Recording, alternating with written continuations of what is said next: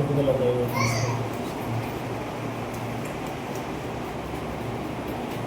అత్యున్నత సింహాసనమందు ఆశ్రయుడై ఉన్నవాడు ప్రేమకి ఆరాధన ఆత్మతో సత్యంతో జరిగించినటువంటి వందనాల వలన థ్యాంక్ యూ మై గాడ్. కీర్తన భాగం నుంచి మాతో మాట్లాడండి. విశ్వాసమును స్థిరపరిచి ఆత్మలో బలపరిచి నడిపించి మీ నామానికి మేము ఇప్పుడు ఉన్న వీళ్ళందరిపై మీ ఆత్మను గెలిచింది. యేసు నామములో ప్రార్థిస్తున్నాను తండ్రి, amen. Praise the Lord. Hallelujah. నీతి స్వరూపుని యెహోవా ఘనమైన నామానికి మహిమ కలుగును గాక. ఇప్పుడు అమ్మాయి అటు ఇటు తిరుగుతున్నామేంది? కూర్చోవాలి. కీర్తన గ్రంథంలో నుంచి 6వ కీర్తన ఉత్తర ప్రత్యుత్తరములుగా చదువుతున్నాం. యెహోవా, నీ కోపము చేత నన్ను గద్దింపకము, నీ ఉగ్రతతో నన్ను శిక్షింపకము. యెహోవా, నేను కృషించి ఉన్నాను, నన్ను కరుణించుము. యెహోవా, నా ఎముకలు అదురుచున్నవి, నన్ను బాగు చేయుము. నా ప్రాణము బహుగా అదురుచున్నది. యెహోవా, నీవు ఎంతవరకు కరుణింపకయుందువు? యెహోవా, తిరిగి రమ్ము, నన్ను విడిపింపుము.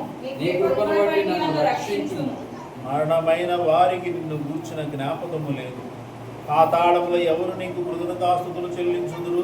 నేను మూలుగుచు అలసి ఉన్నాను, ప్రతి రాత్రియు కన్నీరు విడుచుచు నా పరుపు తేలజేయుచున్నాను. నా కన్నీళ్ల చేత నా పడక పుట్టుకొని పోచున్నది. విచారము చేత నా కన్నులు గుంటలు పడుచున్నవి. నాకు బాధ కలిగించు వారి చేత చివికి ఉన్నవి. యెహోవా, నా రోదనధ్వని వినియున్నాడు.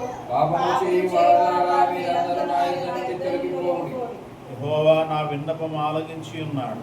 యెహోవా నా ప్రార్థన అంగీకరించు. నా శత్రులందరూ సిగ్గుపడి బహుగా అదురుచున్నారు. వారు ఆకస్మికంగా సిగ్గుపడి వెనుకకు మళ్ళుదురు. ఆమె దయచేసి కూర్చోండి. వాటర్ పట్టు.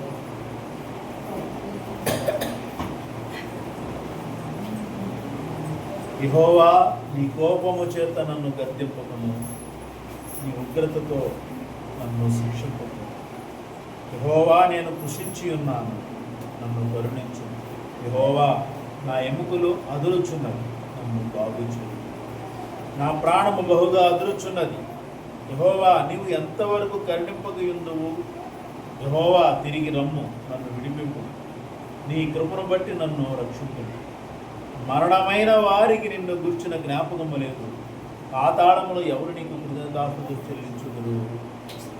Praise the Lord. హల్లెలూయా. ఇది దావీదు గారు రచించినటువంటి కీర్తన. ఇందులో ఒక మాట ఇప్పుడు మనం చదివిన మాట, మరణమైన వారికి నిన్ను గుర్చిన జ్ఞాపకము లేదు. పాతాళంలో ఎవరు నీకు కృతజ్ఞతాస్తుతులు చెల్లించుదురు? పాతాళంలో బాధపడే స్థితే ఉంటుంది, కానీ దేవుని స్తుతించేటటువంటి స్థితి ఉంటుందా? దేవుని సన్నిధి సంపూర్ణ సంతోషం ఉంటుంది, అది పరలోకము. అక్కడ ఎప్పుడూ కూడా ఆయనకు స్తుతులు, స్తోత్రాలు, ఆయనకు గానము, కీర్తనలు, గాన ప్రతిగానాలు చేసేటటువంటి దేవదూతల సమూహములు అక్కడ ఉన్నాయి. మరి పాతాళంలో ఉంటాయా? మరణమైన వారికి నిన్ను గుర్చిన జ్ఞాపకము లేదు. అవును, ఎందుకు ఉంటుంది? ఆ మరణము జీవముతో కూడిన మరణం అయితే పరలోకమందు చేరి తండ్రి అయిన దేవుణ్ణి స్తుతించేటటువంటి స్థితిలో ఉండేవారు. అంటే మరణకరమైనటువంటి పాతాళ సంబంధమైన మరణములో ఉన్నవారికి, మరణం పొందుకున్న వారికి యెహోవాను గురించిన జ్ఞాపకము ఉండదు. Praise the Lord. హల్లెలూయా. చాలా ప్రాముఖ్యమైన మరణమైన వారికి నిన్ను గురించిన జ్ఞాపకము లేదు. పాతాళ లోకములో, పాతాళములో ఎవరు నీకు కృతజ్ఞతాస్తుతులు చెల్లించుదురు? బ్రతికున్న వాళ్ళే దేవుణ్ణి స్తుతించేది. బ్రతికి ఉన్నప్పుడే స్తుతించగలగాలి. Praise the Lord. హల్లెలూయా. మరణమైపోయిన తర్వాత నిజముగా స్తుతించి, కీర్తించి, ఘనపరిచి, ఘనముగా ఈ లోకంలో జీవించి, ఈ లోకాన్ని మనం వదిలిపెడితే జీవముతో దేవుని సన్నిధికి వెళ్ళిన వారమై అక్కడ ఆయన స్తుతించి, కీర్తించి, ఘనపరుస్తూ ఉంటాం. అలా కాకుండా బ్రతికినంత కాలము కూడా దేవుణ్ణి పక్కన పెట్టి మన ఇష్టానుసారంగా మనం జీవించి మరణిస్తే, అంటే బ్రతికున్నప్పుడు యెహోవాను గుర్తుపెట్టుకున్నటువంటి వారు చనిపోయిన తర్వాత పాతాళములో ఎలా గుర్తుపెట్టుకుంటారు? అవకాశం ఉండనే పాతాళంలో బాధపడుతున్నారు. దేవుని యొక్క సన్నిధిలో దేవుని కొరకు, క్రీస్తు కొరకు హతసాక్షులైనటువంటి వారి ఆత్మలు ఏమంటున్నాయి? నాదా సత్యస్వరూపి, ఎందాక తీర్పు తీర్చుకు నువ్వు. ఎక్కడున్నాయి ఆత్మలు? ఎక్కడున్నాయి? దేవుని బలిపీఠము కింద ఉన్నాయి పరలోకంలో. ఇక్కడ ఇలా అడుగుతారు, కానీ పాతాళంలో ఏమని అడుగుతారు? ఏమడగరు. అయ్యో అయ్యో అయ్యో అని కేకలేస్తూ ఉంటారు. ఈ బాధ తట్టుకోలేకపోతున్నాము, ఎవరైనా మమ్మల్ని విడిపించండి అని కేకలేస్తారు. ఈ అగ్నిలో మేము కాలిపోతున్నాం, మాడిపోతున్నాం, మాకు అసలు ఏ మాత్రము కూడా నెమ్మది లేదు, మాకు నెమ్మది దయచేయండి అని అడుగుతారు. ఎవరిని అడుగుతారు? ఎవరు ఉండరు అక్కడ. నెమ్మదినిచ్చే వాళ్ళు ఎవరు ఉండరు. శాంతి సమాధానం ఇచ్చేవారు పాతాళ లోకంలో ఉండనే ఉంటారు. మరి ఎక్కడుంటారు అంటే భూమి మీద మనం బ్రతికుండగానే. అందుకనే కదా ధనవంతుడు కూడా చనిపోయాడు. ధనవంతుడు పాతాళ లోకంలో బాధపడుతూ ఉన్నాడు. కృపలతో బాధింపబడుతున్నటువంటి లాజరు చనిపోయాడు. దేవదూతల చేత అబ్రహాము రొమ్మును ఆనుకోవడానికి కొనుక్కోబడ్డాడు. అబ్రహాము రొమ్మును ఆనుకొని ఉన్నాడు. అంటే అబ్రహాం ఎక్కడ ఉన్నాడో అక్కడ కూర్చున్నాడు అన్నాం. ఆ స్థలంలో అబ్రహాము రొమ్మున కుడి చేతి పక్కన అవ్వచ్చు, ఎడమ చేతి పక్కన అవ్వచ్చు, కూర్చొని ఉన్నాడు. ధనవంతుడు చూసి అడుగుతున్నాడు, తండ్రివైన అబ్రహామా, అతన్ని పంపి ఒక్కసారి. అక్కడి వారు ఇక్కడికి, ఇక్కడి వారు అక్కడికి రాకుండా పెద్ద అగాధం ఉంది, రావడం కుదరదు. నువ్వు బ్రతికినంత కాలం సుఖం అనుభవించావు, ఇప్పుడు నువ్వు బాధ అనుభవిస్తున్నావు. ఇతను బ్రతికినంత కాలం బాధ అనుభవించాడు, ఈరోజు ఇక్కడ నెమ్మదిగా ఉన్నాడు. మరణమైనటువంటి వారికి యెహోవాను గురించిన జ్ఞాపకము ఉండదు. అందుకనే బ్రతికుండగానే, మనుషులమై ఉండగానే, మరణించి మట్టిలో కలవక ముందే, మన ఆలోచన తలంపులు పడక ముందే మనం ఏం చేయాలి? యెహోవా నీ కోపము చేత నన్ను గద్దించమాక అని అడగాలి. యెహోవా నీ కోపము చేత నన్ను గద్దింపకు, నీ ఉగ్రతతో నన్ను శిక్షింపకు. యెహోవా నేను కృషించి ఉన్నాను, నన్ను కరుణించుము. చూడండి, మరణమైన వారికి ఈ మాటలన్నీ రావు. ఇప్పుడే బ్రతికుండగానే మనం ఇది అడగాలి. బ్రతికుండగానే ఆయనకి ప్రార్థన చేయాలి. బ్రతికుండగానే ఆయన సన్నిధిలో రొమ్ము కొట్టుకొనుచు మన పాపముల నిమిత్తమై, మన ఆలోచన తలంపుల నిమిత్తమై, దేవునికి వ్యతిరేకంగా ఆలోచించిన ప్రతి ఆలోచన తలంపుల నిమిత్తమై ఆయన సన్నిధిలో రొమ్ము కొట్టుకొనుచు ఇప్పుడే రోధించాలి. లేదంటే అక్కడ రొమ్ము కొట్టుకొని రోధించినా విడుదల అనేది ఉండదు. యేసుక్రీస్తు ప్రభువారు వెళ్తా ఉంటే అందరూ రొమ్ము కొట్టుకుంటూ, ఆడవాళ్ళు మగవాళ్ళు రొమ్ము కొట్టుకుంటూ ఏడుస్తారు. సిలువ మోసుకుని వెళ్తా ఉంటారు. అప్పుడు ఆయన అంటాడు, యెరూషలేము కుమార్తెలారా, నా నిమిత్తం ఏడవద్దు, మీ నిమిత్తం, మీ పిల్లల నిమిత్తం ఏడవద్దు. ఇప్పుడు ఆయన నిమిత్తం ఏడిచిన ఉపయోగం లేదు. ఎందుకు ఏడుస్తారు ఆయన గురించి? ఆయన నిమిత్తం అయ్యో సిలువ వేయబడ్డావయ్యా నా కోసం. నీ కోసం సిలువ వేయబడ్డాడు కాబట్టి నువ్వు ఈరోజు ఆయన్ని స్తుతించగలవు. కాబట్టి ఆ సిలువ నీవవ్వాలి. అంటే ఆయన మోసిన సిలువ నువ్వు అవ్వాలి. అంటే అర్థం ఏంటంటే ఈ లోకానికి సిలువ వేయబడాలి. నువ్వు లోకానికి, లోకం నీకు ఏం చేయబడాలి? సిలువ వేయబడాలి. లోక క్రియలన్నీ సిలువ వేయబడ్డాయి అనే జీవనం, అంటే యొక్క విశ్వాస జీవితాన్ని కలిగి ఉండాలి.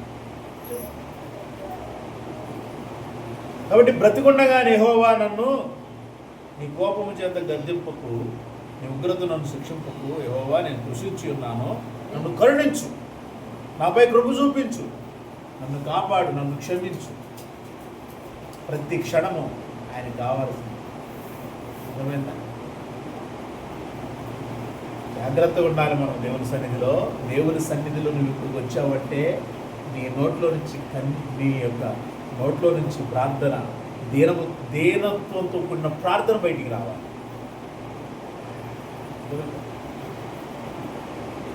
అయ్యో మనం జిమ్మిక్కులు చేయొద్దు,